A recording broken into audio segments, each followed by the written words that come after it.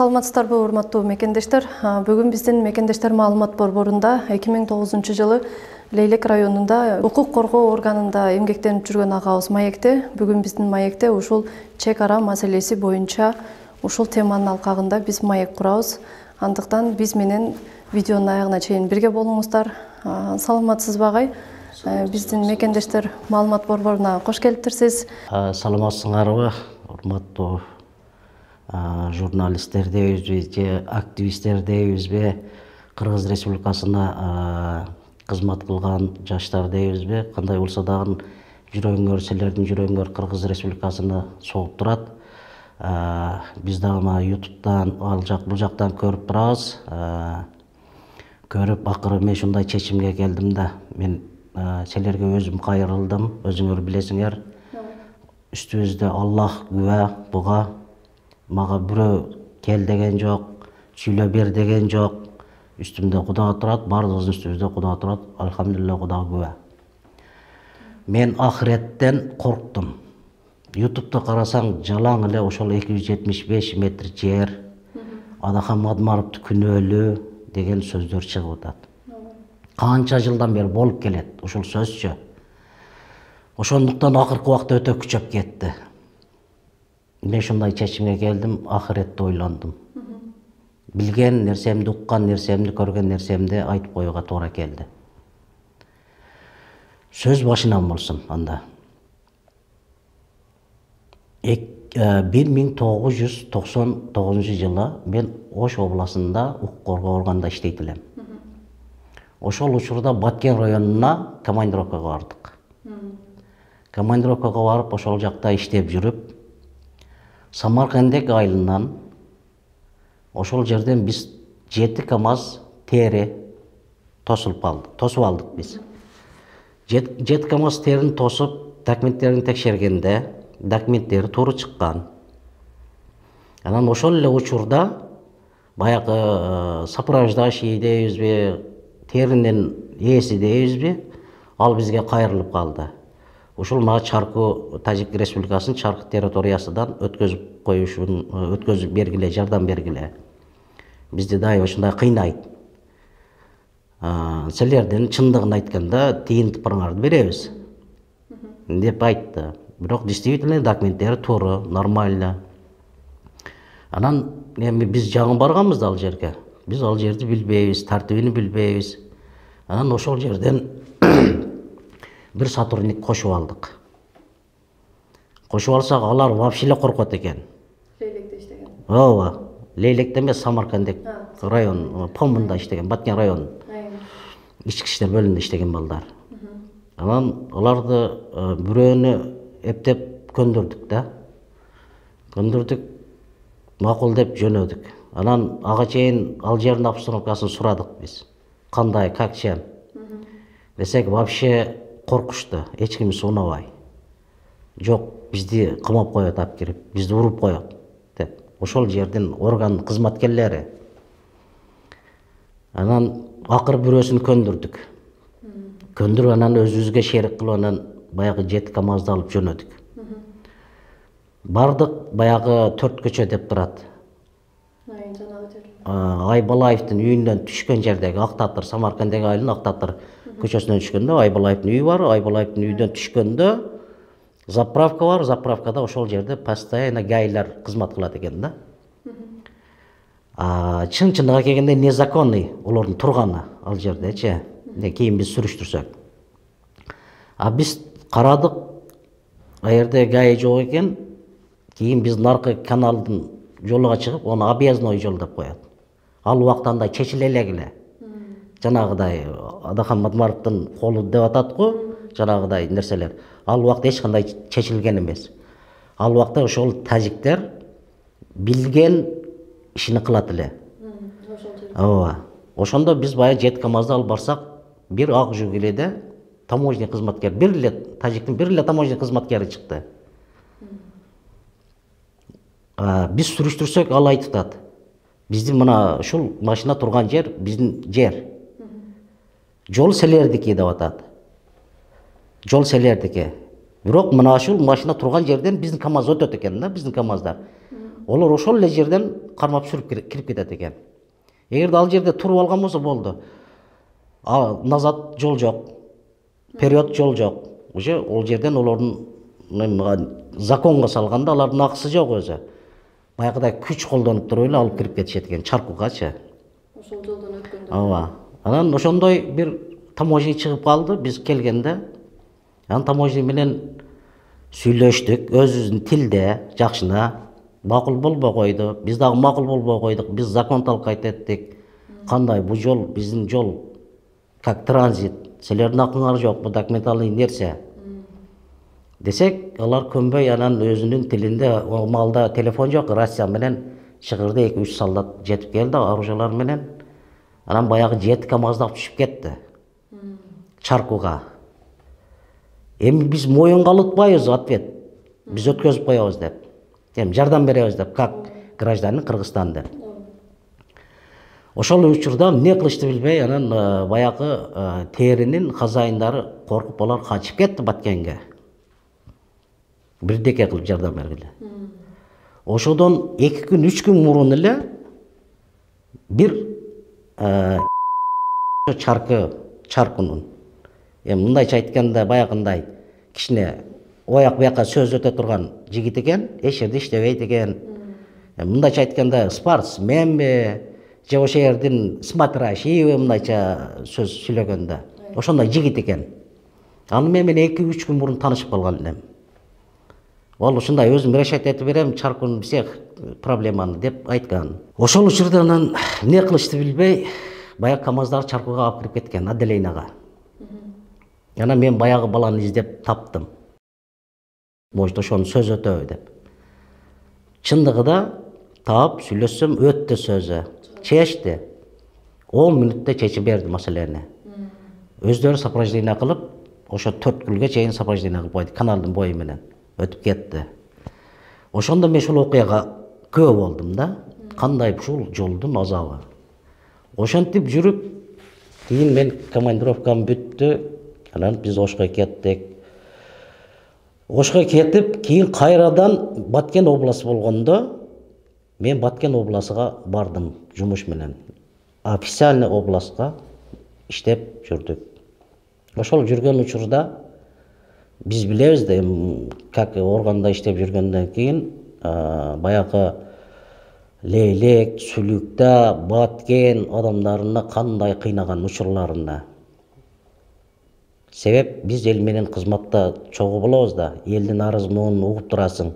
Кантип кыйнаганын, кандай болгонуну. Бул факт, элди аябай кыйнаган. Аябай кыйнаган. Ошол жерде элди кантип кыйнаган? Ошол боюнча айтсаңыз. Мына бол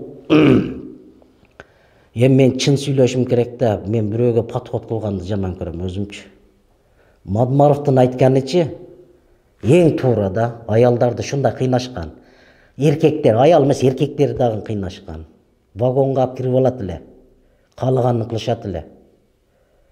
Эми элчилик эч ким арызданбайт. Арызданса эч ким укпайт да. Туура, Айбалаев губернатор болгон биринчи. Айбалаев каттуу жетекчи болгон.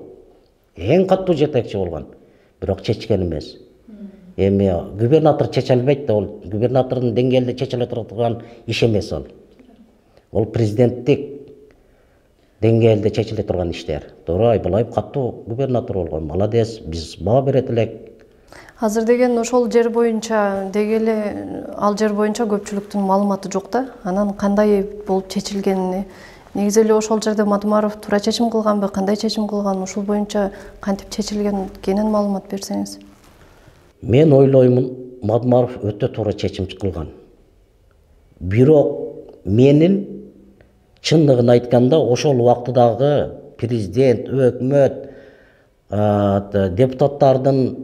депутаттар бардыгы эң туура эмес иш кылган. Ошол убакта Адахан Кимсенбаевич Мадмаров ошого бул Совет Безопасности болуп турганда ал өздөн өзү барбайт да ал жерге. Кантип барып кол коёт? Президенттин указынын негизинде бир протоколный тапшырма заданиянын негизинде барып кол коёт да. Ошондо бардыгы барып Мадмаровка келип атат да. Мадмаровдун өзүнүн чын баягындай күчтүүлүгүнөн, кайраттуулугунан ошол чечимге келген, ал туура кылган. Себеп ол елдің пайдасыға иштеген. Бир эле Лейлек району, Сүлүктүү району эмес, Кыргыз Республикасынын бүткүл жарандарга пайда келтирген. Эгерде билбегендер билиш керек бул сөздүчө. Жанагы Лейлек, Сүлүктүүнүн жарандары, еще Кыргызстандын жарандары дегеним, Кыргызстандагы бүткүл коммерсанттарга пайдасы тийген ал жолчу. Ошол жолду кол койгондон кийин мына азыркы ушул убакта, эми азыркы убакта билбейм, ошол кол койгондон кийин Төрткүл суу сактагычында мурунку объезд деп коет, ошо каналды бойлоп, жанагы заправкага чейин эч кимди тоса албай машиналар кеңири коммерсанттар, мына бензовоздор, башка коммерческий иш кылгандар кеңири өтүп, кеңири чыгып жүрөт да. Ошол жердечи. А Лейлек Сүлүктүүдөн келгендер, Лейлек Сүлүктүүгө жакшылык жамандыкка барган мына башка Оштон, Жалал Абадтан, Бишкектен баргандар кеңири кирип, кеңири чыгып атпайбы? Эмне үчүн буну эч ким айтпайт? Эмне үчүн ошол билген нерселерди мына органда иштеген, бүткүл правоохранительный органда иштегендер эмне үчүн жашырышат деймин да. Мына пенсияга чыгышты бардыгы, мен пенсионермин. Ошо мага ошо эле айтышпай болгондой эле кылып. Ушул жол туура болгон, туура кол коюлган. Бирок ошону полный до конца закон негизде бүтүрүп коюш керек, ошондо кол коюп, ошол жылычы. Bunun бүтпөй калганына мен каршымын. Ошондо бүтүш керек эле. Негизи шундай болуп тур, бүтүш керек эле. Ошол малда кандай кабыл алынган болсо, ошол закондун негизде кабыл алынып калыш керек эле да. Адамдар ардеке дей берет азырчы. Буну туура эмес чыгарышып коюп атат. Элдин оюну туура эмес жака бурушуп коюп атат.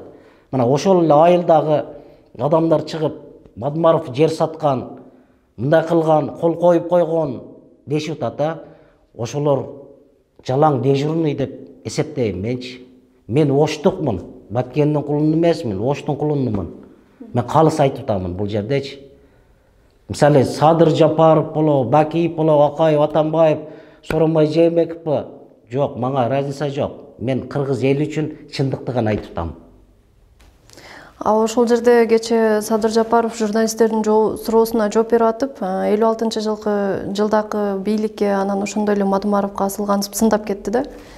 Өзүнүн сөзүндө айтып атат, бул протокол тажиктер бетке кармап чечилбей атат маселе деп атат да. Анан акырында бул протокол эч кандайлык юридикалык күчкө ээ эмес деп атат. Демек бул жерде протокол юридикалык күчкө ээ эмес болсо, анда эмне себептен маселе чечилбей атат? Эмне себептен Мадмаровду сындап атат? Ушуга кандай ой пикирдесиз? Бул мындай да, чегара маселесин чечиш өтө кыйын. Чечиш үчүн ынтымакчылык керек эки мамлекетке. Ынтымакчылык менен эгерде эки президент ынтымак болгон болсо, эки президенттин эли, Тажикстандын эли, Кыргызстандын эли ынтымак болот. Ошондо чечилет. Президенттер кандай чечимге келген болсо, эл эчтеке дебейт. Эч качан президенттер өзүнүн жерини наркы Тажикстанга бербейт, Тажикстандын жери Кыргызстанга бербейт. Бардыгы ошону тең салмактуу гана кылып чечет. Мынеке эми может 1 жылда чечилет, может 2 жылда, может 10 жыл, может 20 жылда чечилет. Бирок ал жер азыркыга чейин талаштуу жер болуп эсептелинет. Ал жер эч кимге тиешеси жок. Кыргызстанга дагы, Тажикстанга дагы. Жок. Ал жер эмне үчүн анда арендага алды деп сүйлөп атышат? Ошону түшүнбөйм да.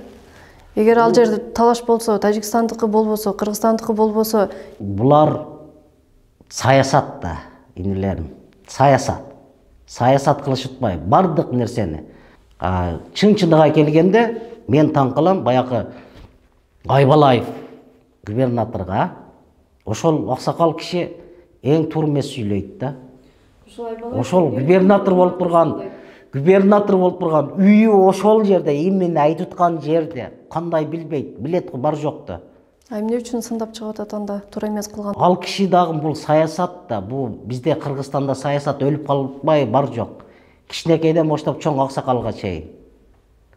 Эч ким мына азыр ошол баягы сопровождениеда мен айттым, баягы 7 КАМАЗ деп, ошол убактагы ошол местный, ошол жерде органда иштеген, ошолор местный балдар. Ошол балдарчы, ошолор азыр айтса болот, ошолор деле пенсияга чыгып кеткен. Эмне үчүн алар айтпайт? Мамлекетке баягындай шалакылык кылып атпайбы булар? Айтыш керек, коркпой эле. Алар пенсияда жүрсө эмнеден коркот? айтыш керек да. Тууру кылган бар жок тууру чечилген деп. Мына карагыла, азыр ошону баягындай кылганда мен мындан 2 жыл мурун кичине коммерциялык иш баштадым. Оштон Лейлекке чейин товар жеткизип. Лейлектин базарына жеткизем, базардан каяка кирип кетет билбейм, ошол жерде эл журт пайдаланышат. Ошо жолдо 7-8 жол өттүм. Баягы 4 кыл суу сактагычтан канал бойлоп, баягы 4 көчө заправкадан Айбалаевдин үйүнүн алдынан чыгып кетет. Эч ким тоспойт. Мына 2 жыл мурунку нерсени айтып атам да, 7-8 жол өттүм. Значит, Мадмаров туура кылганбы? Туура кылган. Эмне ушуларды айтышпайт? Мына безооздор, безин пуруштар. Көчөдө бардык безин пуруштар жүрөт. Бардык коммерция кылган ар кандай товарларды ташып жатат. Эмне үчүн ушулар айтпайт ушул адамдар? Ошол убакта шундай кол коюп койгон экен, мына биз шу каналдын бою менен мурун объездной болгон, азыр асфальт болуп калды. Биз 20 мүнөттүн ичинде 4 кыл суу сактагычынан Актатырга бойлоп чыгып кетип атабыз деп. Эмне үчүн айтышпайт? Таң каласың. Эртең ахиретте жооп берет. Мен бул сөзүм эмне үчүн айтып атам? Мен дагы ахиретте жооп бербейин деп айтып атам. Болсо мага Мадмаров деле, Садыр Жапаров, жанагы өтүп кеткен президенттер деле эч ким эмес. Эч тесеси жок. Туура, мен Мадмаровду бунун чынчылдыгынан колдойм. Мен каерде колдогом бул адамды, билесиңерби? Силер билбешиңер мүмкүн. Тажикстанда чоң мамлекеттер аралык, мамлекеттер деңгээлинде чогулуш болуп жатканда, мына Россия Федерациясынын премьер-министринин алдында мына азыр права менен биздин кыргыздар, кыз балдар кандай жүрөт, Москва шаарында, Россия Федерациясында машиналардын бир таксовать этип атат, акча табып атат. Ошону ошол жерде кол койгон. Сиз макулсуз, мен шуну бүтүрсөм болду, сиз кол коесузбу деп туруп, ушу сөзүн уккандан кийин мен бул кишиге өтө чоң ыраазычылык билдиргем. Ошонун негизинде мына Кыргызстандын жарандары азыр таксовать этип жүр. Карагыла, көчөгө чыксаңар, ар бир экинчи такси кыргыздар, кыздары, балдары. Ким танат буну? Эмне үчүн ушул жердеги кыргыз таксисттер ушул теманы көтөрүшпөйт? Рахмат, Адахан Кимсанбаевич Мадмаров. Сен шундай кабыл алып койгон экенсиң. 5 мүнөттүн ичинде болгон нерсе бул. Мына мен кол койсом болобу деп, шундай заставать этилип, шундай сөздөр менен. Буга дагы сөздүн чеберчилиги керек, акыл керек, элди ойлогондуктан ошондой кылдым.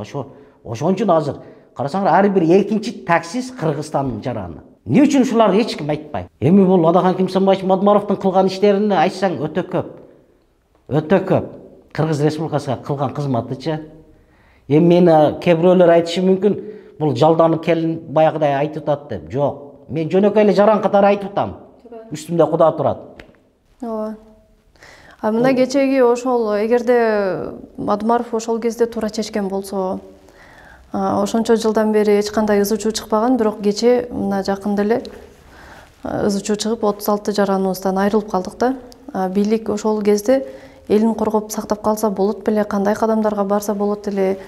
Негизи эле бул чыр эмнеден чыкты? Ушул боюнча ой пикириңиз кандай? Эми бул чегара бардык мамлекеттер аралыкта чегарадан тополоң чыга берет. Любой проблема чегарада проблема болгон болсо чыр чыгат. Ошол чырды чыгарбаш үчүн мен жана эле айттым. Эки президент достошкон президент болуш керек. Мамиле кылыш керек. Бири-бири менен тең ата тең сүйлөшө турган болуш керек. Бириге бирөө үстөмдүк кылган жерде шундай чыр чыгат. Элин ойлоп, аркасына карап, алдына карап туруп, эртерээк чечиш керек буну. Конечно, алдын алса болот. Любой информация болот. Правоохранительный органда любой информация болот. Кайсыл убакта кандай болот, не болот, бардыгын билишет. Ошол информацияны туура колдонгонго жетекчилер аракет кылыш керек, алдын алыш керек. Ошол тополоң болушуну билет да. Билген, ошону алдын алыш керек. Билгенбиз деп айтышты го. Ооба, мойнуларын алышты го, билгенбиз деп. Ошо билген деле, алар элдерин чыгарып, окоп казылып атканда эле, ошондо эле өзүбүзгө дагы коопсуздук кармашыбыз керек эле да. Туура аружаларды барбаш керек эле, апарбаш керек. Бирок президент ошол учурда учуп керек болсо Тажикстандын президентиге барыш керек самолет менен. Не болуп атат? Элим өлбөсүн, мен өлөйүн деген сыяктуу менен барыш керек. Эр жүрөк болуш керек. Болбосо ошол жердеги премьер-министрди жөнөтүш керек. Болсо губернаторду жөнөтүш керек. Элдин алдыга коюш керек да ошол жерге. Губернатор менен сүйлөштүрүп, аким менен, өкмөтүн менен сүйлөштүрүп. Ошондо алдын алат эле. Болбойт эле. Телевиденияларда барып тыгып ташташ керек эле. Ошондо доказательство болот. Ким баштады, не кылды. Бирок бул жерде деген кийин ошол мезгилде элге жардам бербей, ошо элди коргобой турганы менен кийин сотко деле кайрылбады да, дүйнөлүк соткочу. Бийлик көтөрүлүп, бийлик аракет кылыш керек да. Бирок биздин бийлик эч нерсе кылбай койду го. Бийлик, мен ойлойм, булар дагы бирдекени күтүп отурат. Нени күтүп отурат билбейм. Мен жеке оюм да. Эми бир учур келсе чечеттир, может, бирок аракет кылыш керек. Эгерде ушинтип отура берсе, может келерге, может кийинки соңку жылдары өтө bundan каттуу нерсе чыгып кетиши мүмкүн. Ошого чейин буну чечиш керек. Элге тууру түшүндүрүү бериш керек. Алмаштырчу жерди алмаштырыш керек, берчү жерди бериш керек, алчу жерди алыш керек. Тууру олордон алам десең, олордун жарандары макул болбойт. Эгерде жанагы айткандай эки президент ынтымак болсо, эл ынтымак болуп калат. Эл өзү эле ынтымак болот. Ушундай жол менен чечиш керек муну. Мен ушинтип ойлойм да. Демек бул жерде эки президент гана чечет. Экөө чечет. Экөөдөн башка эч ким чечпейт буну. Эми ушул 275 метр деп Адахан Мадумаровдун бетине маска кылып эле кечке каралап тагып атышат. Бирок кече ушул Лейлек районуна барганда Мадумаровду элдер аябай жакшы тосуп алышты да. Анан ошол жерден чыгып элдер Мадумаровго мындай күнөөнү койбогула, ал туура чечкен деп айтты. Бирок эмнегедир Садыр Жапаровдун өзүнүн чыгып алып ушинтип сүйлөгөнү аябай мындай күмөн жаратты да. Эмне үчүн Мадумаровго мындай рахмат айткандын ордуна ушундай эгер туура чечилген болсо күнөөлөп келет дейм да. Эми чындыгын айтканда мындай да. Өзү президент шайлоо учурунда этика, эстетика деген бар. Мен президентке үйрөтпөйм. Просто угуучулар уксун дейм да. Этиканы кармаш керек. Бул как агитация колдонулуп калды. Эми каршы Агитация. Ошондой колдонулуп калды. Мен өзүм жеке оюм бул. Чындыгында ошондой болуп калды да. Эгерде ошол баягы 275 метрди тууру Садыр Жапаров билбейт ал жерди. Бирок камчы ташып прекрасно билет ал жерлерди. Ал адам өтүп жүргөн ал жерден. Билет. Жакшы билет. Азыр каналдын состояниясын, жолдун состояниясын да билет, камчы ташып. Ал барып жүргөн адам. Ол ошол жерден коен жатыгыга чейин билсе керек, мен ойлойм, ташып. Жапаров чындыгында ал жерди билбейт. Ал эми самолет менен келип, мурун өткөн эмес мен билбейм аны. Бирок ташып билет да. Ушуну туура айтыш керек да, элгечи. Ошол жол болгон үчүн мына эл кыйналбай атат деп атпаймын мен. Буну ошондо закондун негизинде чечип коюш керек эле, ошол 2009-жылычы. Бул бүтпөй калганыга мен ошол убактагы жетекчилерге нааразымын. Ошондо бүтүрүш керек да, аягына чыгыш керек эле. Ошол жылы. Ошол азыр как положено азыркындай кылып чыгарып коюш керек эле. Биз утканыбыздан жок, уттурганыбыздан жок. Биздин эл Кыргыз Республикасынын полный жарандары утту. Кеңири өтүп, эки жака каттап. Мурдагыдай кыйынчылык жок. Ошондо чечилиш керек эле бул маселечи. Эми мына баягы азыр элдер баягындай сүйлөп атпайбы, 275 метр. Баягы жаш блогерлер кимдер, мен мындай неме кылбайм, баягы Бекзат дегениңер бар экен. Дагы бир Бактияр деген бала бар экен, Эми ошолор не кереги бар? Мадумаровду жалган эле жок нерселерге шыбап атканы. Эмне кереги бар? Ушуларга заложник показания кылып туруп иш козгош керек ушул балдарга. Мадумаровдун кандай турмес деп баягындай кече жакында үйлөрүн көргөзүп атат, Эгерде ошончолук үйлөр болсо мамлекетке алыш керек го. Алсын. Мен эки буттан кол көтөрөм, мына ушундай алгыла деп. Чын? Мага Марф эч ким эмес. Алсын, эгерде шончолук байлыгы незаконный байыган болсо алсын. Өкмөттөн, мамлекеттен, элдин мүлкүнү жеген болсо алсын. Ташиевдикini алсын, Садыр Жапаровдыкini алсын. Бардыгы да үй бар. Эч кимиси камбагал эмес, үчөөнү тең. Бардыгы да бар. Эмне үчүн турмес ошол баягы бекзаттар, турмес элдин башын айландырып атат? Кой деген адам жокпу бул жерде? Кой деген закон жокпу? Кече ошо интернеттен көрүп калдым, буларга деген сыйлык берип атпайбы? Вот ошондой болуп атпайбы. Биз бул жакта туруп, биз мына карапайым эл ушуга кыжырыбыз келип атат да. Олар баягындай комментарий жазганда мен ойлоп койдум, 30-40 комментарий, 100 комментарийди өздөрү даярдап алып туруп анан шарт чыгарышы берет окшойт. Мен ошондой түшүнүп калдым, карасаң эле шуба ула аянан айын Бекзат сен аман бол, сага ден соолук болсун, бактылуу бол деп эле. Эми Кыргызстандын бардыгы эле тупой болбосо керек дейм да. Ошолордун сөзүгө ишенип. Жанагы 275 метр боюнча мен именно ошол боюнча келдим, эми башка сөздөр кошулуп кетти бул жерде. Бирок ал жердеги Мадмаровдун кылганы 200% туура. Ошол жердеги баягы өтүп аткан, ошол жерден пайдаланып аткан, ошол жердин тузуну жеп аткан, ошол жердин сууну ичип аткан, ошо жол менен, жол аркылуу өтүп аткан адамдар айтыш керек буну. Чыгып элге кайрылуу кылыш керек. Ошо жол ушундай болгон жылдан бери биз мына кеңири өтүп атабыз, кеңири жүрүп атабыз деп. Эмне үчүн ушул сөздү эч ким айтпайт, мен таң каламын. Айтпай атышат. Айтпай атат да. Айтыш керек. Эл биз ошончу мамлекет өзөң болбойт атат айтпагандыгы үчүн. Жөн эле мына Мадмаровду жөн эле каралап коюп атат. Бул жерде түшүнбөгөн адамдар, туура, значит Мадмаров турмес кылган экен, жер саткан экен деп атат. Эми ушу жер саткан деген сөздү эле пайдаланып атышат. Ооба, ошону документ кылышып алган бул. Эми ушуга байланыштуу суроо берсем, протокол бул өзү эмне? Протокол менен жерди сатып ийсе болобу? Протокол менен жер сатылбайт да.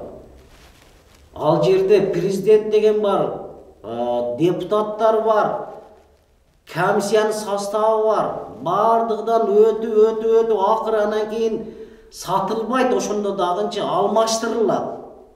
Бул сатылды деген сөз жок, бул сөз. Президент, эгерде президент туруп, президент тапшырма бербесе, ошол учурда Бакиев, Одохан Кимсенбаевичти ошол жерде эле 2 бутунун торго киргизип койду эле. Кандай акын бар деп. Тура. Азыр деле мына Ташиев Өзбекстанга барып атат, Тажикстанга барып атат. Ошо президенттин тапшырмасы негизде барып атат да. Негизде чечилип атат да. Эгерде нарушение болгон болсо, президенттер күнөөлүү болот да. Туура. Шуну закондун негизде өткөзүп чекит коюп калганда мынчалык чыр чыкпайт эле. Ошол баягыны документ кылышып алганда буларчы бардыгы элечи. Эртең Садыр Жапаров кетсе, дагы бирөө сүйлөйт. Эгерде бирөө келсе президент болупчу, баягыны дагы көтөрөт. Протоколду. Ошондой бул азыр ошондой оюн болуп калды да. Бирок эми ушул протоколду билбейт да көпчүлүкчү. Ошону элге түшүндүрүү иштерди көбүрөөк жүргүзүш керек. Мына журналисттер, ошол территориядан жана мен айттым, өтүп аткан адамдар, ошол жерде жашап аткандар бардыгы көбүрөөк чагылдырып, телевидениялардан, радиолордон көбүрөөк чагылдырып, билгендерден интервьюны көбүрөөк алып, элди мээсине туура сөздү куюш керек. Азыр дегенде ошол бош керек. Кыргызстандагы тааныштардан чалып сурасак, мамлекеттик телеканалдардан ушул протокол жөнүндө ушул кечеги Садыр Жапаровдун сүйлөгөн сөздөрү берилип, бирок ошол жердеги туура чечилгенini бул телевидениядан кетпейт экен да, андай маалыматтарчы. Бирок ошол жердеги элдер сүйлөп атат, мындай туура чечим кылган деп айтып атат, бирок аларды көтөрүп алып чыккан журналисттер деле аз да. Элге жетпейт да ушулчу. Анан биздин мамлекет коркот алып чыккандан. Жарандарыбыз. Ошол жогорку кызматтарда иштей турган жаштарыбызды тарбиялап ошол жерге алып барсын, иштетсин. Мамлекеттер бардыгы чогуу жакшы ийгиликтерге жеткизсин. Эми элдерге айтарым, келе жаткан 28 ноябрда татыктуусуну тандасын. жанагыдай акча анда мындайга эми алданышпасын, эми алданышпаса керек. Эртең ахиретте бардыгы жооп берет, эгерде алдангандар баягындай акча алган дагы, берген дагы туура келбей калат. Ошон мен дагы ахиретимде ойлонуп, ушундай силерге кайрылуум ошодон болду да. Ошол Сизге дагы силерге ийгилик, ишиңерге Кыргызстандын рахмат. Келечекте Кыргызстанды өнүктүрүүчү силерсиңер, жаштар. Силер иштейсиңер, ошон үчүн алдыңарга максаттарды коюпсуңар, максатыңарга жетишиңерди каалаймын. Рахмат. Рахмат. Сизге дагы чоң рахмат келип бизге маек бергениңиз үчүн. Урматтуу мекендештер, бүгүн биз ушул Лейлек жергесиндеги чек ара маселеси тууралуу ушул теманын алкагында маек курдук. Биз ушул 2009 жылы укук коргоо органында иштеп жүргөн агабыздын коопсуздук жагын эске алып, биз данныйларын чыгарбадык. Бул үчүн дагы түшүнөсүздөр деп ойлойбуз. Баарыңыздар менен кийинки эфирден жолукканча саламатта болуңуздар.